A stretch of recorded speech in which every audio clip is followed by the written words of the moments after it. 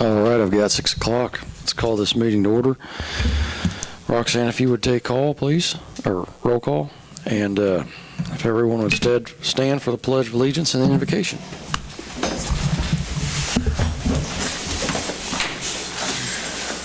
I pledge allegiance to the flag of the United States.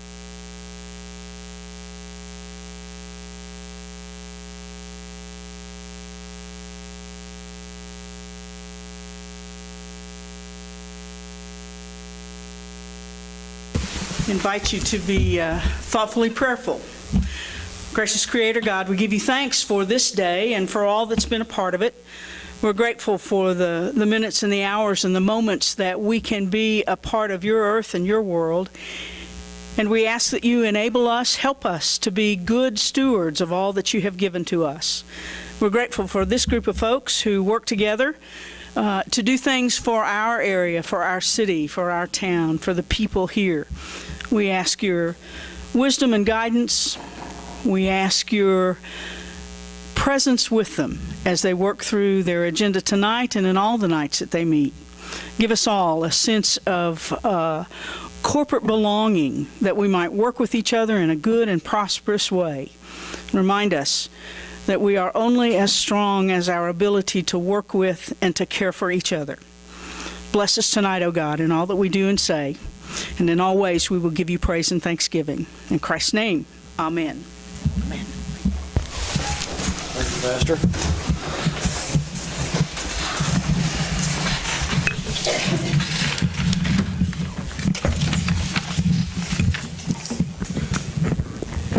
Has the council reviewed the agenda for this evening? I'll make a motion we approve the agenda. Second it. All right, we have a motion and a second. All in favor, please raise your right hand. Motion carries. Thank you. Now is the time for public comments. Do we have any public comments this evening?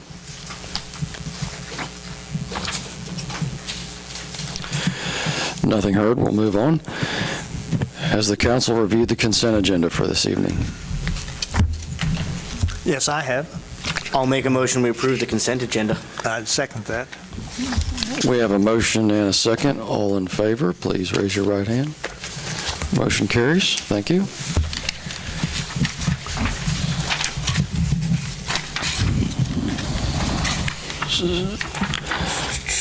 Sid, what would you like for the executive session? I'm just looking at, I think, 30 minutes to for the executive session, and it will, and everybody that's listed there in the proposed motion would be considered. So if we do 30 minutes, we would be back at 6:34, right? Can we shoot for 15, and if we need to expand it? Yes, we can. Let's do one for it. 15. I move that we go into executive session for 15 minutes to include the mayor, council, city administrator, and city attorney. For what purpose? For the purpose of attorney-client privilege. We have a motion and a second. All in favor, please raise your right hand. Motion carries. Thank you.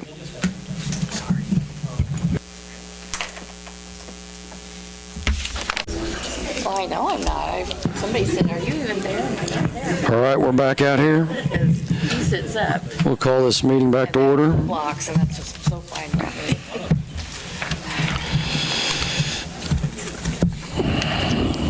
Collection Bureau of Kansas. Roxanne?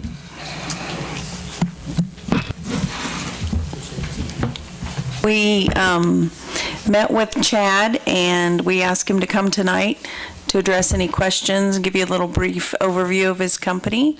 So, Chad, if you want to step up.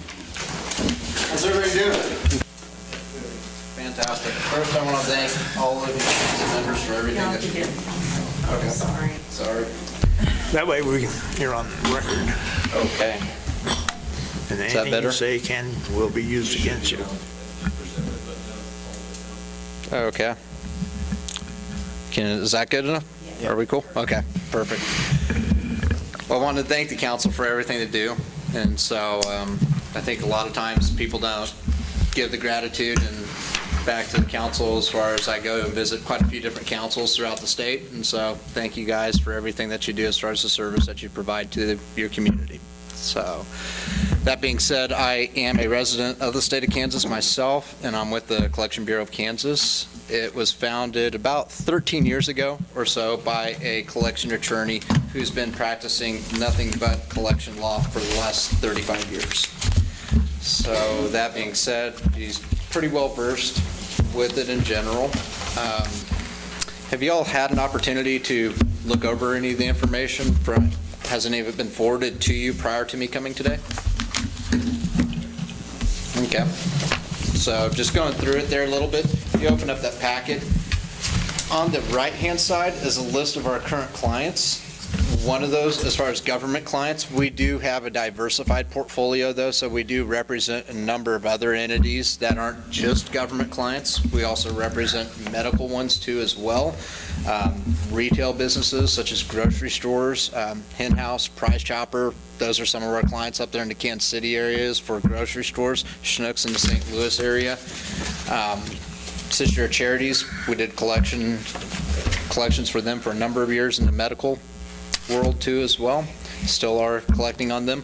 But if you look at the government entities there, we represent 8 different judicial districts, one of which is the 31st district here, Allen County's part of. I know Dina, the district court administrator there, and chief clerk for the 31st district.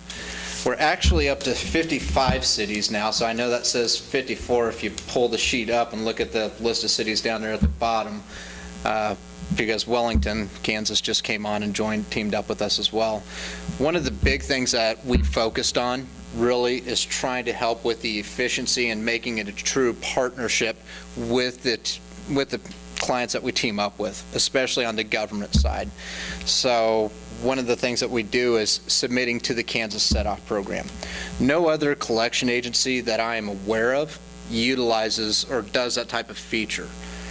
And from what I've found, talking to a lot of other clerks, city admins, finance directors, stuff like that that are involved with the day-to-day operations, before we started doing that, from what they were saying is they either just wanted to use Set-Off or just use a collection agency. The reason why was they didn't want to manage 2 or 3 or different processes. They already have too many irons in the fire. And that's totally understandable. So we came up with this method to be able to submit to the Set-Off program because it is a great tool at the end of the day. The Set-Off program is the only tool that has the capability of being able to see if somebody is getting a tax return, a Kansas tax return that is. So what that allows a government entity to do is be able to extract those funds that are owed to that government entity right from their Kansas tax return. Now, granted, any city attorney or attorney in general could subpoena their taxes to be shown in court. The problem with that there is those taxes might have already been spent by the time they're being shown in court, if you follow me, the tax return. So that's why it's such a fundamentally good tool, and why we started the program of submitting to the Set-Off program. Now, as mentioned, we're owned by a collection attorney. So really, in order to utilize the full revenue cycle, there's really 3 different things you can do. It's using Set-Off, using a collection agency would be another one, because a collection agency will make phone calls and they'll send letters, whereas Set-Off is not going to do that. Now, the third one would be utilizing legal representation to collect. Legal will send letters, but they're only going to send letters as it goes through the legal process, i.e. demand letters, things of that nature. They're not going to be making the phone calls. And the thing about that is, as far as where the flaw is basically some people will pay off of a phone call because it might be somebody that owed that debt 3 or 4 years ago, and then all of a sudden they get this phone call because they had forgotten about it. Maybe they graduated from college, moved out of state, all of a sudden had a life-changing event, now they got their job, their life's back on track. They get that phone call and they're like, oh, I forgot about that. Let me go ahead and take care of that. Those type of things do happen. So that's why we basically brought all 3 of those into one roof, and we managed the whole thing cradle to grave. So for municipal court collections, you would receive, at least our clients, receive 100% back of what is owed to them per the state statute, which is KSA 12-4119. Any questions on that right there? Okay, I know I kind of spoke about quite a bit here. So another thing that I've been putting a lot of personal effort into is teaming up with the software providers that municipalities and government entities use. So that way they would have the simple means to be able to go in there, simply run a report, such as like an Encode 9, which I believe is what Roxanne uses there. She could go in there, run the bad debt report, use the export wizard to extract it into a CSV, and then drop it right on our client portal. That is another thing that we do provide to all of our clients, is access to a client portal that they can go onto anywhere they have access to the internet. So as long as she has an internet connection, she can hit that. Another thing too is anybody who owes you money, any of the citizens, they can log on there and be able to pay their debts any time of day through their own privacy anywhere in the world. So that's another added value.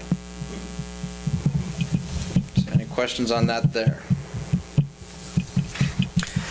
Roxanne, sorry to interrupt. Are we talking more here the debt that we normally write off being sent over? What debt or collections are we thinking about through our city? Is it all municipal court?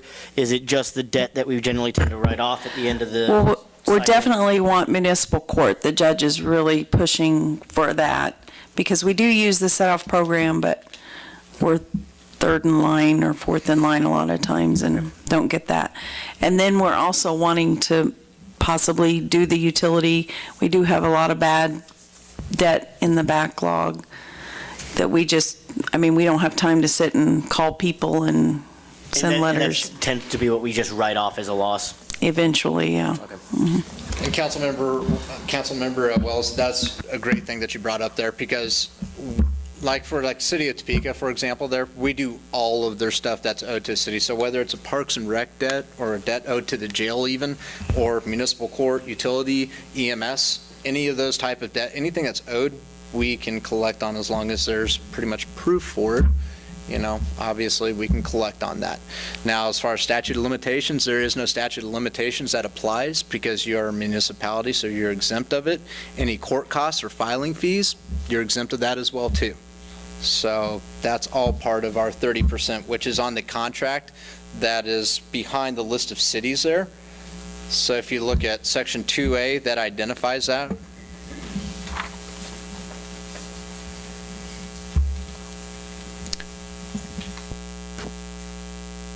Really, we're not trying to get into any of the minutia of the, if you have any questions on the contract, by all means, I'm more than happy to answer them.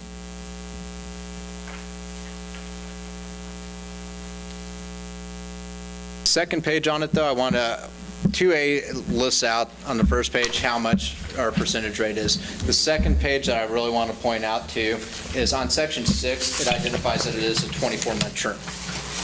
Now, section 7 takes trump over that and basically states that either us or you guys, as far as the city of Iola, can go ahead and initiate the termination clause at any point in time. There's a 30-day written notice that just needs to be honored by each party.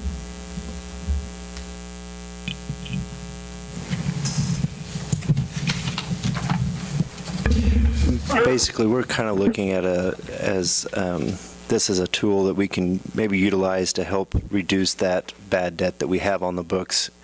We may not get all of it. In fact, I think we were talking with Chad specifically when we met that we have some that are linked to bankruptcy and death, and we can't really collect on those, so those would probably be written off. But this would hopefully be able to get some of that lost revenue back to the city. On average, what's your success on collection? Recovery rate actually can vary. It really can. It depends a lot on venue, the age of the debt, stuff like that. The older a debt gets, the harder it is to collect upon. So, like say, for example, the city of Topeka Municipal Court, last month, we stroked them a check for $80,000.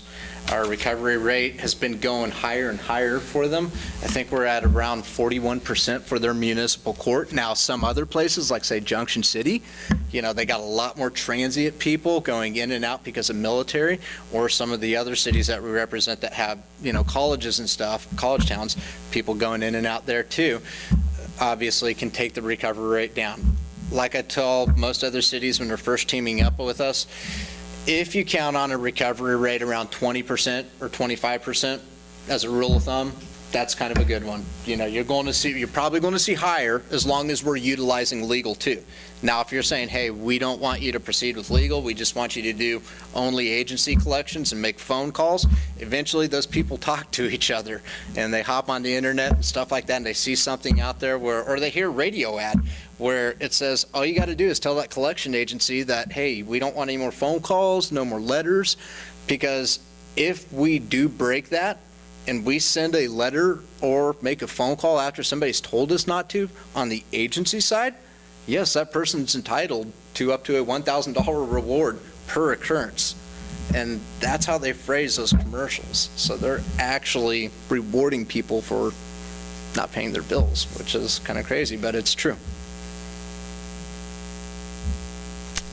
Now, another thing that I would pledge to you is, like I told Sid and Roxanne in our meeting and Corey and all of us whenever we met, is whenever somebody onboards with us, I prefer to have quarterly performance reviews to go over the metrics as to what the client has submitted over to us, because it holds them accountable. Because if we're not receiving accounts to collect on, how can we collect? How can we show one of our clients what we've been able to do for them? Now, on the same token, it holds us accountable too. So we can sit there and both meet together and be able to say, hey, this is how many accounts that we've received from you. This is how many that are in skip tracing, how many we've located in skip tracing, how many we've proceeded on to legal with, how many cases actually have dates assigned to them that we're filing. So I go through all that stuff with people after they've onboarded quarterly to begin with. But after the first, I'd say usually after the first 3 quarters of a year to year, we usually scale that down to once every 6 months, depending on what the city wants. How long do we do it before we turn it into the collection agency? It's typically 30 to 60 days. It usually runs about 60 days because we have, statute says we have to send them the 2 letters. So, which means they probably owe us from 90 even farther, because we don't bill till 30 days in, and yeah. We really view ourselves as basically a last resort. Another thing that I'd like to emphasize on is all of our employees are from the state, including our callers. We try to pull callers from the Washburn area, because we're located in Topeka, is where our office is. So if you're ever up in the Topeka area, you can swing on by and say hi. You can see the people that are engaging with your citizens right there. I mean, we're right off 29th and Gage. But all of our calls are recorded down to my phone and at my desk. If a citizen ever feels like they're treated like a second-class citizen or one of our clients' people, what we do is we go and pull that WAV file right off our server. We keep those on file, like I had told Sid, for at least 7 years, or 5 years, I meant. And then we go ahead and forward that WAV file right on over to whoever is requesting it for them to be able to review. Obviously, it'd be pretty much one or 2 admins that we reported to send that stuff to. We don't just give it on up to everybody, but that's just confidential. Good. So staff-wise, we're just kind of looking for consensus from council if this is something they'd like us to pursue, and we could then bring it in front of council for a vote at our next meeting, and for consideration of the contract. Roxanne, generally, we're not very successful after that 90 days, are we, at getting? Not unless we get set off money from. Okay.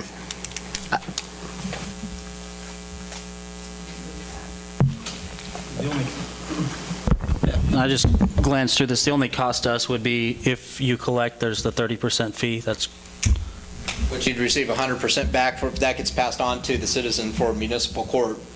So you still get 100% back of what's owed to you there. And as far as utilities are concerned, do you guys have an ordinance in place on that, or? We have an ordinance, but it says set off. Okay. Gotcha. But if that gets amended, then basically that could get passed on to, because what she was saying is you guys' ordinance identifies set off as being the collection entity for utility debts. But if that gets amended to where it just says something to the term, it's not identifying a specific entity, then we could pass that fee on to the citizen as well for utility. But that's just from whatever date that gets amended moving forward. Yep. What do you see as any drawbacks? Why wouldn't we want to go forward with this? Save a lot of time on our end.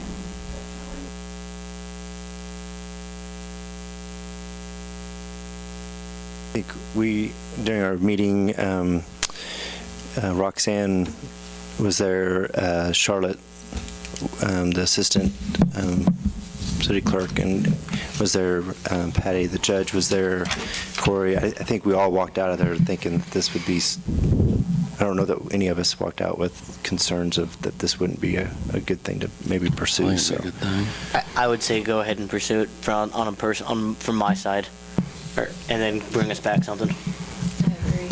So, can we get a motion for guidance? You don't need Motion. we need wanna go We'll ahead. just bring it at the next meeting. All right. Hey, we appreciate your time and information. Thank you all. I appreciate everything you guys did.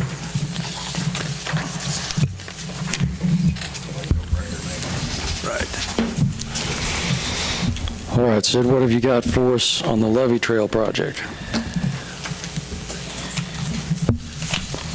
We were approached recently about putting a trail around the levee here at Riverside Park. I think it's something that had, my understanding, had been kind of raised before and discussed before.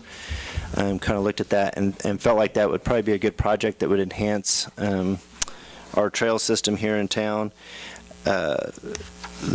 As we've kind of, I think we still feel that it can be done. Originally, the plan was to kind of put screenings on the levee.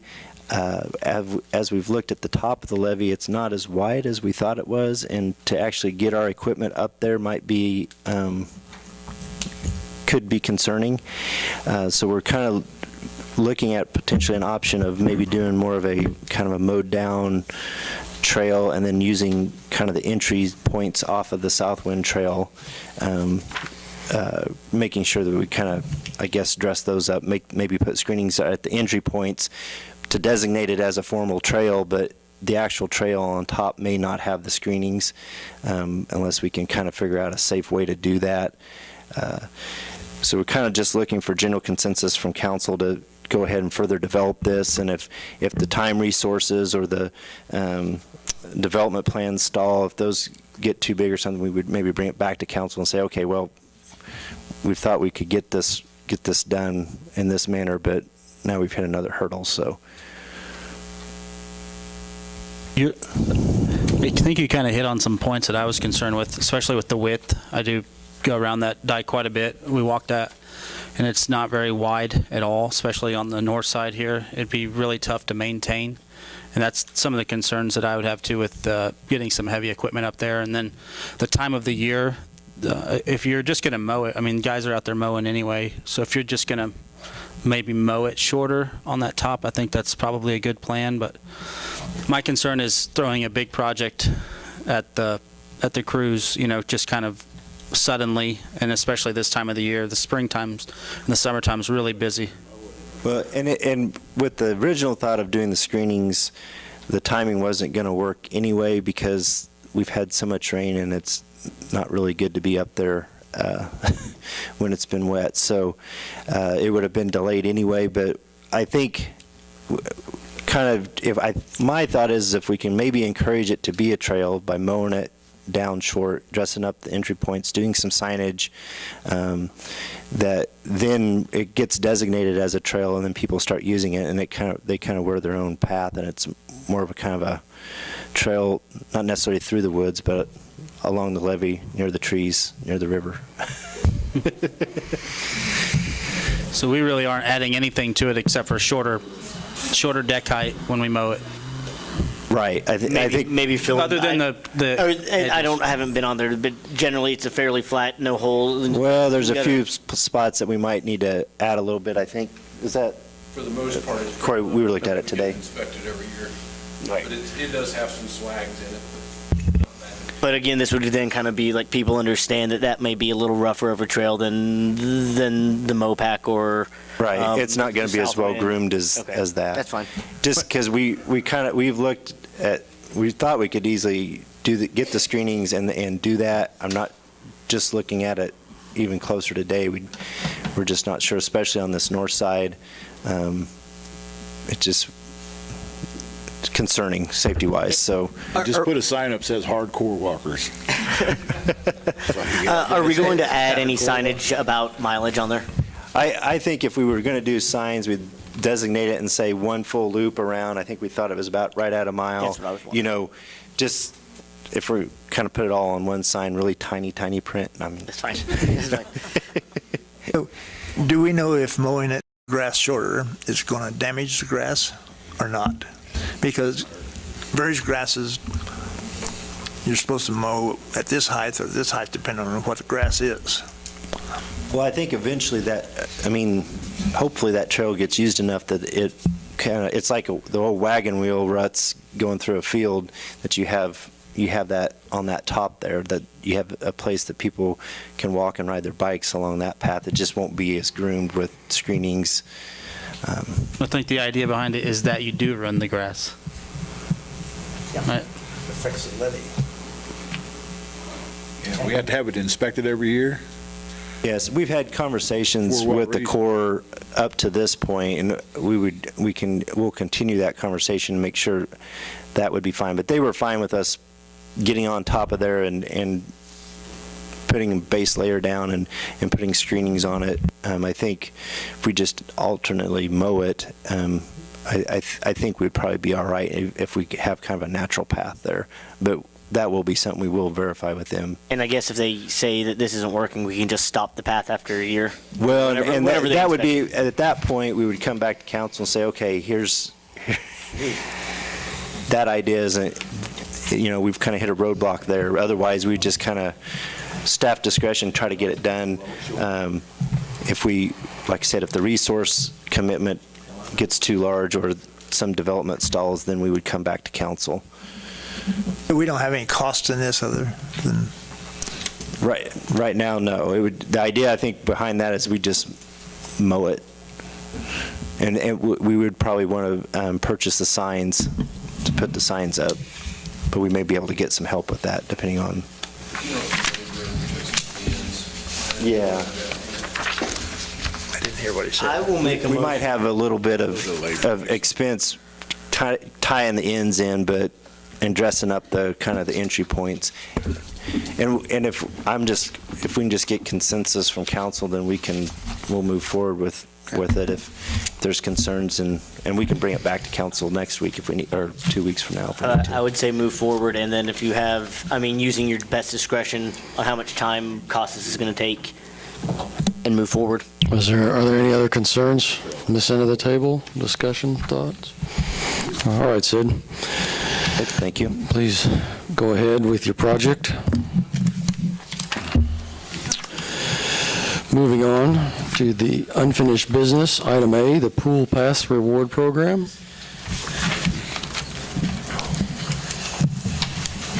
Mr. Mayor, members of council, as directed, staff did meet with Humanity House Representative Georgia Masterson, also talked to Angie Lynn from the school district, and basically paired or developed what John, I think it was John that mentioned it at the last meeting, looking at the honor roll as a kind of a achievement type connection for pool passes, and doing some pool parties for grades or school, or like McKinley School, Jefferson School. One concern is that there's no honor roll K through 5. And so that's where staff said maybe it's worth just giving an individual pass or two on that end. If we wanted to do something there, how long do they have reading points? Through what grades? Does anybody know? Reading points? Like the AR points for reading books and then scoring through the test? Does that go all the way through fifth? At least fourth. And my thought would be somehow tying the passes to that. And again, what I've seen in the research is that tying it to skill-based outcomes, that is, you read certain number of books, here's the pass, tends to do better than tying it to a grade of some sort. What happens is that they read books and then they learn the skill of reading books so that they actually do better on where we want them to do better, which is A, in class, and B, on the standardized testing, because they're reading a bunch of books, and that became an easier skill. We don't really have time, I don't think, to implement that this year, but that may be something to look at as the tweak. That is, next year maybe figuring out how we can tie that to the reading points. Did they definitely do it through fourth? I know they did it in like first, second, third. They still did it in fourth, okay. And that may be the way to tie it together, and we can figure out going forward. Did have that concern that information that we were not aware of, that there is no honor roll for the grade school kids. The other point of discussion for us was that there was an objection brought up 2 weeks ago, or a concern, that giving kids passes based on receiving A's in school might cause dissension or stress within a family, because one child might then receive a pass while brothers and sisters did not. Tying it to the honor roll does the same thing. You could have one child in a family make the honor roll and the other kids didn't. So changing it from grades to honor rolls to us did not solve any problem, but we're certainly willing to work with you. I still have hesitations on this, but what I would say is that the honor roll at least doesn't necessarily restrict based on a certain grade. That is, you can get a 3.0 and have 3 A's and 3 C's. And for us, that would be the one pool pass. And for me, then it doesn't specifically tie it to a specific class or a specific grade level. You can also get 6 B's and still have that 3.0. They don't award on a point basis at elementary, do they? In middle school? I think K through 2 do not have letter grades, and then I think well, the honor roll, the honor rolls are based on A and B achievement. They're not based on a cumulative average of A, B, C's based on a point. Right. Middle school, it does go by cumulative. Do they use a point for A, B, C? But if you graduate from kindergarten to the first grade, you should get a pass. I mean, and that would be the first grade to the second grade. You can go through all the grades, and if you pass on to the next grade, that should be good enough. We did talk about having a free day for those children who don't receive letter grades to kindergarten, preschool, I guess, through second grade. And then at that point, hoping that getting better grades in school would be, and therefore winning a pass to the pool would be an incentive for them to. Yeah, I think my interpretation of this, I've missed the last meeting, was that it was supposed to be an incentive-based program that rewards effort and achievement. And I think, soapbox moment here, I think we're already way down the path of participation trophies. I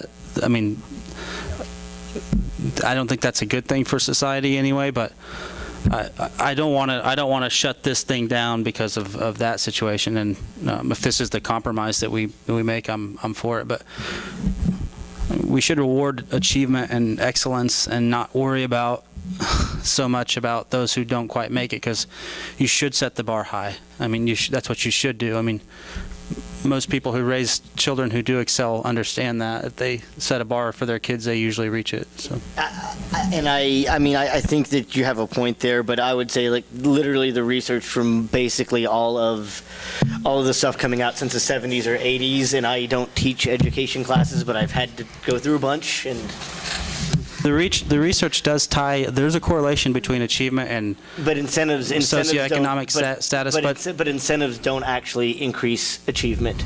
Is everything there's a $6.8 million study that went out through 80,000 students or 20,000 students in 4 cities, and it literally found that if you rewarded only grades and test scores, there was no difference in achievement over that, and the other 2 cities that had things that were like reading scores. Are you saying students don't work harder to achieve scholarships? I'm saying this is what the research says, and it said there was little to no difference. I disagree with that and research. There is mounds and mounds of research in academia, mountains of it. But what they did find increased on a school-wide basis that did increase outcomes was doing it based on task-based systems or on things like reading. Like if you read a certain number of books, it turns out that then the grades and the test scores actually went up. And so if you're looking to increase grades and test scores, simply saying for every A you give a pass.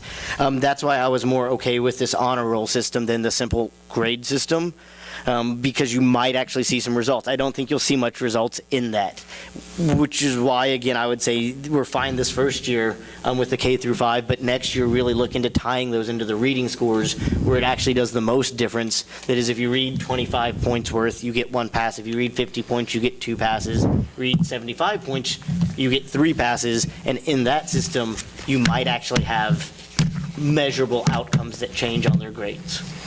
Okay, I might never go to the pool. At that rate, John. You'd be surprised. Many of them get quite high AR scores. Okay, so we've got different ideas and opinions, and this is going to take us... Too close to the end of the year. We should just move forward with this. And Yeah, so Sid, Humanity House here wants to do something good, and I think we're tearing this whole idea apart.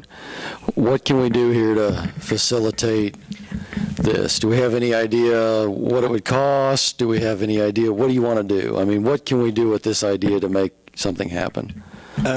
Which idea? Their idea. The one of an A for each student, Well, or each student? perhaps, but I mean, the one that's proposed. hold on, John. Their idea in general. I mean, we can take John's idea or Aaron's And I guess idea or that's whatever. where But I've been what are you confused, thinking? because I thought initially we were talking about trying to increase access, and now we're talking about rewarding achievement. And I think those are 2 different things. Rewarding achievement, you know, I'm not sure the best way to do that. I think Councilman Wells, that research, might need to pay heed to that, and there again, I'm not sure that we're the best entity to reward achievement in school. So I'm kind of at a loss here, because I'm not sure what, if council wants to reward achievement or if we want to increase access, and then if we want to reward achievement, what are we? Because I can tell you roughly how many A's, I can estimate how many A's that there are through the 6 through 12 grades. I can kind of give you an estimate of that. I'm just not sure. should we, I mean, this is a Humanity House concept and idea. Should we invest our time in the morals of whether it's right or wrong, or should we just focus on the financial impact on the pool passes? What's really our obligation here? My opinion is that if we're going to get into a huge debate here, we should get some education professionals to help us, which we don't have. Well, John's the closest thing we have. But, yeah, I mean, they've come to us here with a request. So I'm going to make a motion here and just say for this year, and we'll work on this year, move forward with it, that any student, and I agree with Sid that this is more about increasing access than achievement. And so I will say any student in grade 6 through 12, here's the motion, that receives an A will receive 3 pool passes, or that receives or goes to the honor roll will receive 3 passes. Principal's honor roll 2, regular honor roll 1, K through 5 will get 1 pass. And then determine it over to Sid on Sid at the PTO and Humanity House on the pool parties. Are we still going to have a class party? Determined by Sid how they want to break those down, whether it's by. Because that might be the easiest this year, is just have individual class parties or 2 classes free swim for this year. That way everybody That does gets increase access, but it does not do anything toward rewarding achievement. Isn't that what the point of what your goal was, is to? It's to reward achievement Yeah. rather than necessarily increase access. Yeah.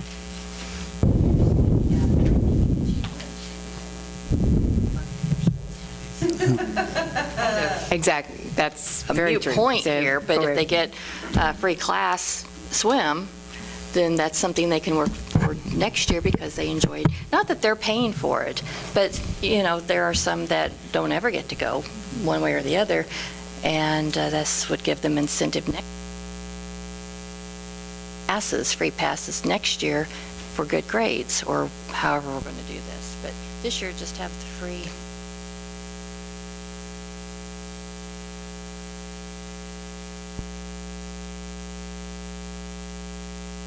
I'll second the motion, but I do have further discussion. Mayor, you don't speak often, and you kind of got cut off in the middle of us. Your opinion, what did you have to say there? No, I was just, that's good. This works for me. I'll second the motion. All right. So to clarify, if that's all right, that we would do class and/or school level pool parties. At staff's discretion on those. K through, or 6 through 12, we would do honor roll, as the all-A honor roll would get 3, the principal's honor roll would get 2, the regular honor roll would get 1 pool pass, and then each student K through 5 would get 1 pool pass. Okay. Kindergarten through K5, They would get 1 pool pass, no questions asked. everybody. Yeah. Okay. Sid, do you know how many pool passes this is? $2 for adults, like $1 for kids. 6 through 12, estimating the number of using the number of A's in the 3rd quarter for the 6th through 8th grade, and then taking that average number per student times the total of 6 through 12, that's almost 4,000. Oh, I'm sorry, this is honor roll. I was doing per A. I don't know what that is. You'll make it up in concessions. But We don't lose very the K through 5, we're looking at, Only about 60 here. there's about 100 kids per class, so about 600 Remember, pool only K through passes. 5 too, whenever they come in, they're going to come in with a parent, probably for the most part, and they're going to pay their entry in there too, so. Well, What you ought to do is have. Yeah. orders of the day. Okay, Let's repeat what the motion actually is now. it's basically what's on your paper there. Basically what's on your paper. So we would do class, grade level, or not or potentially like just school level pool parties. We would then do 6 through 12 would do honor roll reward of, if they were on the all-A, they got 3 passes. If they were on the principal's honor roll, they got 2 passes. If they were just on the regular honor roll, they got 1 pass. And then all students K through 5 would get 1 pass. How does the Humanity House feel about this? I think definitely as close to the end of the year that it is. We're open to compromise, and this sounds like a good one. Okay. All right, we've got a motion and a second. All in favor, please raise your right hand. Motion carries.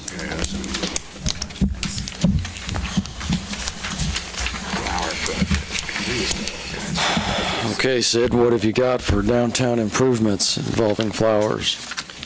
Basically, this is just kind of a recap of the presentation we did last week. Through the Downtown Summit, there was 3 groups that kind of, subcommittees that kind of formed out of that, and one of those was the infrastructure group, and Assistant City Administrator Corey Shinstock and myself have been meeting with that group, and we, one thing is to try to look at things that we can do to enhance the downtown atmosphere, infrastructure-wise, and so kind of had this idea about flower pots. We went to the CITF, which is a Community Involvement Task Force, and they really liked the idea of this. They had, I think, had talked about it before, and so that kind of got the ball rolling. There is now a plan for 26 flower pots and 6 what they call flower towers to put around the square and along Madison.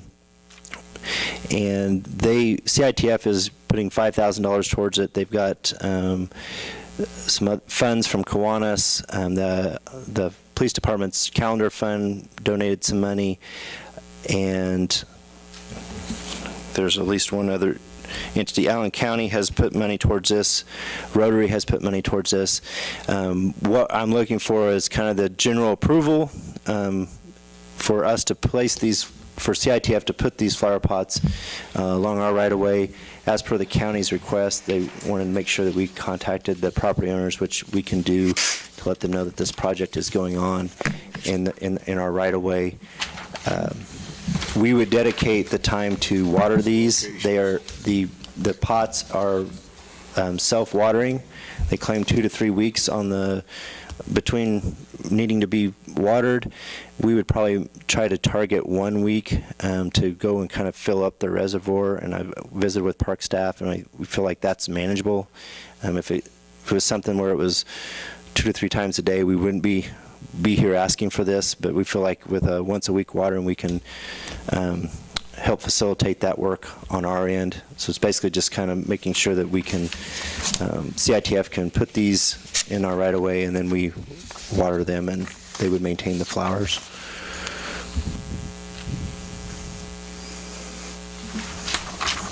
I'm fine with it. Can we just have a formal motion to? So moved.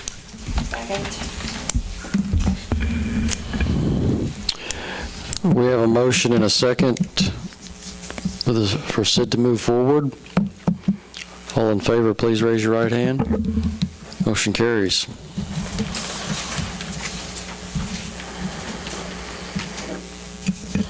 Sid, what happens when those flower pots fill up with water when it rains like 3 inches? Maybe we don't have to water them once a week. I mean, where do they drain? They don't drain? Well, I think they've got a drain system. I'm trying to think of the cross section that I've seen, but they kind of have a reservoir underneath that then wicks up through the soil to water them. Yeah. That makes some sense. Okay, let's move on to new business. Talk, read, play, Allen County. Yes, Mr. Mayor, members of council, Talk, Read, Play, Allen County, and Allen Community College are working on a plan to kind of develop interactions between parents and young children, and getting everybody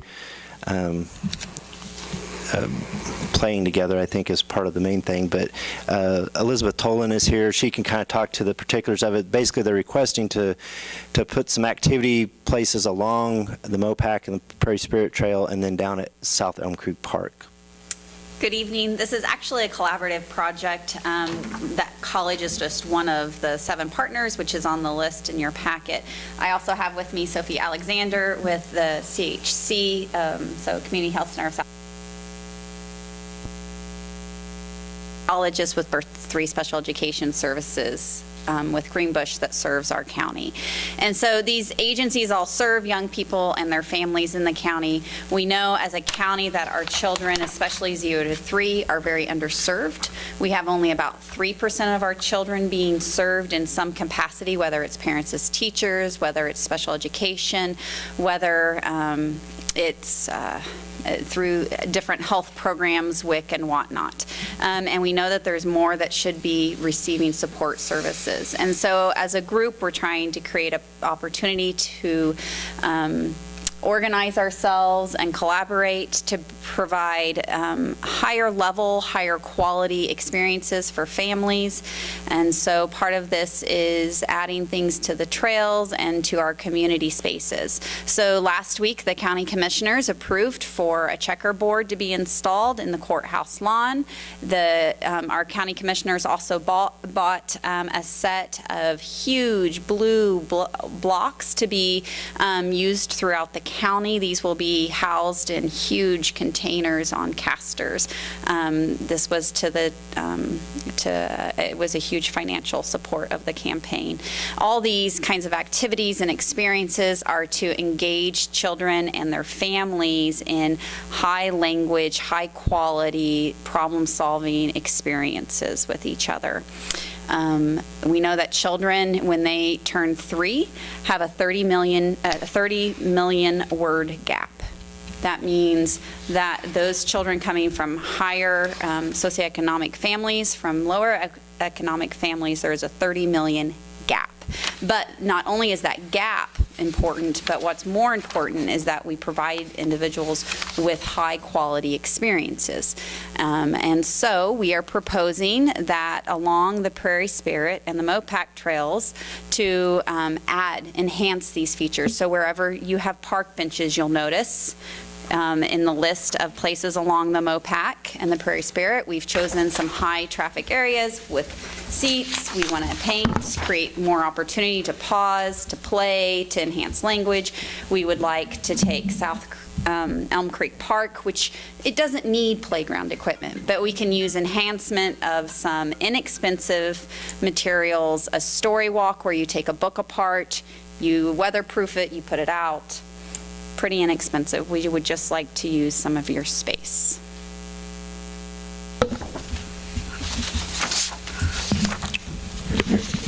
Sid? And I will say I visited with Berkeley about this, and he feels like this would be, this South Elm Creek Park, that would be manageable if we could kind of help maybe select where we put this. And I know that Corey and I have discussed this along the trail and felt like that's manageable too. So really, there again is a good idea, I think. I'll make a motion to authorize staff to proceed. I'll second the motion. We have a motion and a second. Do we have other discussion or comments? I just have one question. You said 30 million gap, 30 million what? Word gap. I'm sorry. 30 million word gap. That's vocabulary words? What do you mean? It's a word gap. It's what you understand. It's what you speak. And that's a gap. Yeah, I don't think I have that. I don't know that many words. 30 million. You do. I do? Research is a good thing. It tells us a lot. You do. And actually a 3-year-old does. It's amazing. And they never make it up. They never make it up. And that's the thing. You won't have conversations about how to provide incentives if we help give kids a boost up and level the playing field when they come out of the womb.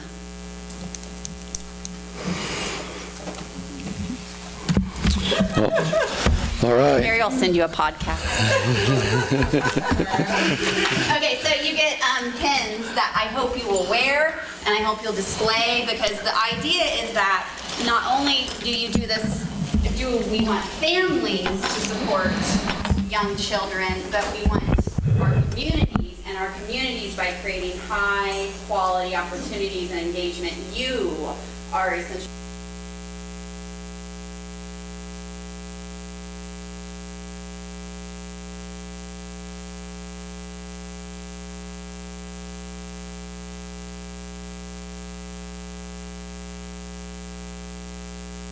Excellent. We have a motion and a second. All in favor, please raise your right hand. Motion carries. Well, thank you. So you know if you got it. Right. Corey's been waiting to do this for All 2 right. weeks. He's really excited about the circus coming to town. It's always a circus. Every day. Right on my little YouTube. All right, council, the chamber sent a request to the city to have their fundraiser, and it's the Culpeper Merriweather Circus, which was here 2 years ago.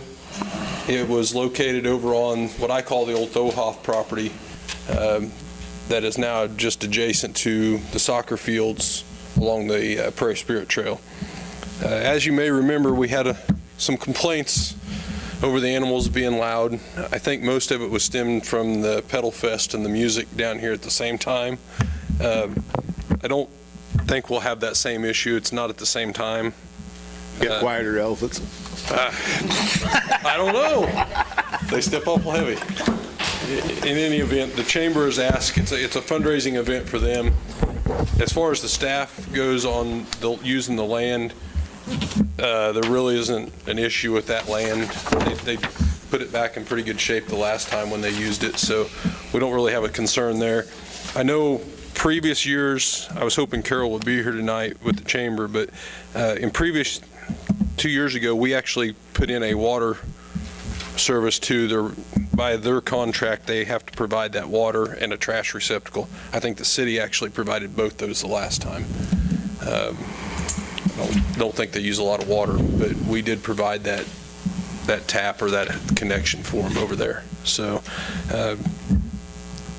I guess at this point I'd take questions or what your thoughts are on it. Any comments? Circus questions? Circus questions.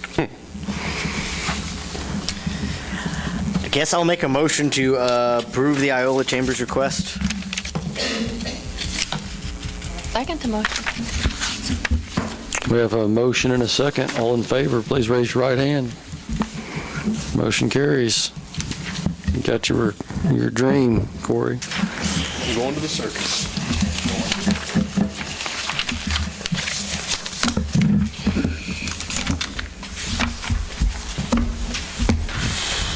Item C, road vacation. The road vacation is a request from Don Britt. The map in your packet shows the area. It's an unmaintained 25-foot road right-of-way that runs between Don Britt's property and goes to what used to be the old O'Brien Ready Mix. Mr. Britt has actually purchased that property as well. So it's really not an issue of it being landlocked if we vacate the road. The Planning Commission met last week and approved the request, and we have no utilities in it. It's really not usable for us with the 25-foot. I think it was probably an access easement or road right away at the time for O'Brien's. Really a road? Well, no, it's an unmaintained. It's never been. It just went back to the old ready mix plant. Yeah, and I think, Bob, probably the access point, if you look at that map, that north piece where that road goes in, it's city property. It was always used for the access point to O'Brien's. We're across Gerald Lilly's property on the east side. So I guess at this point, staff is recommending that we approve the vacation, and Roxanne laid an ordinance, I think, at your seats this evening before the meeting. So we just need approval of that ordinance, general ordinance, to vacate that road right away. I'll make a motion to approve General Ordinance 3474 and authorize the appropriate staff and mayor to sign it. Second the motion. We've got a That's kind of motion and a second. All in favor, please raise your right hand. Motion carries.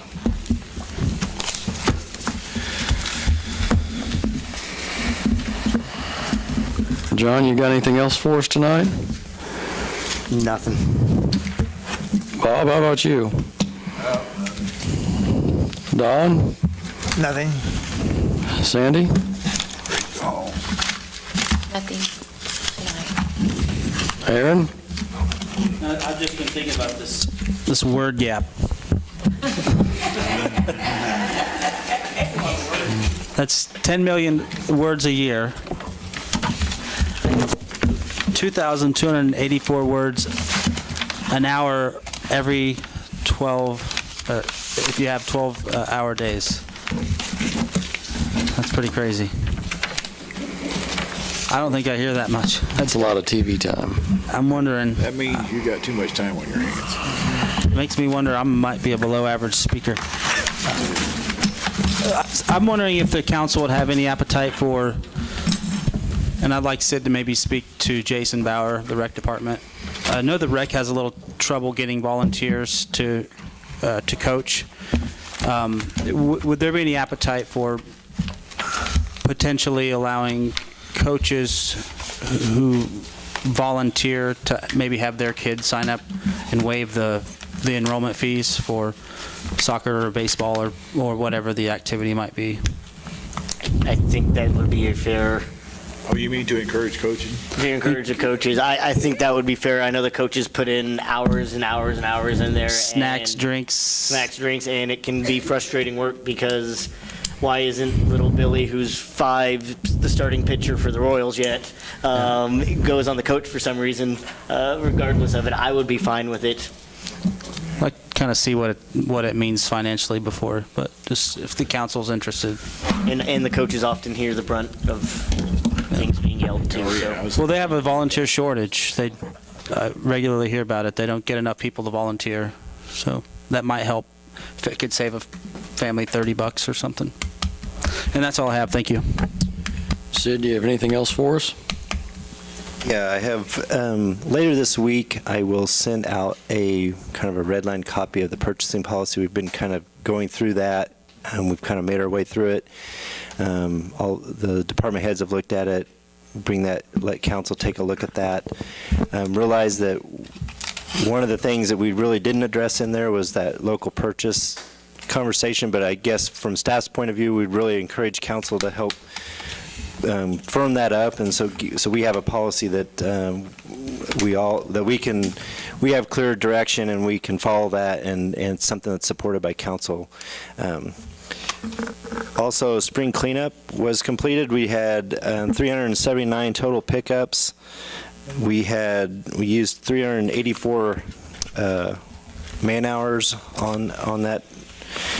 Basically, the estimated kind of equipment and labor expense was a little over $18,000 for the spring cleanup.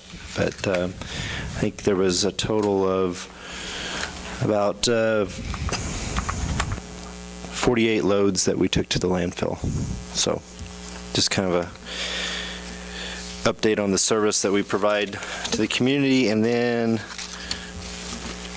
I'm also working on kind of compiling the information from the strategic planning into kind of a formal document that I can be presented for council's review and approval. And then I wanted to touch base. I think we were taking applications through the 28th, or is it a formal application or information interest on the open council position for Councilman Sig, or former Councilman Sig's position, until April 28th. Is that kind of the timeline? And then That's right. kind of go from there. So I was just going to put that out there one more time. Other than that, that's all I got. All right, thanks, you Sid. Don? I'd like to make a motion for adjournment. All right, we've got a motion and a second. All in favor, please raise your right hand. Motion carries. Meeting adjourned. Thank you, everybody.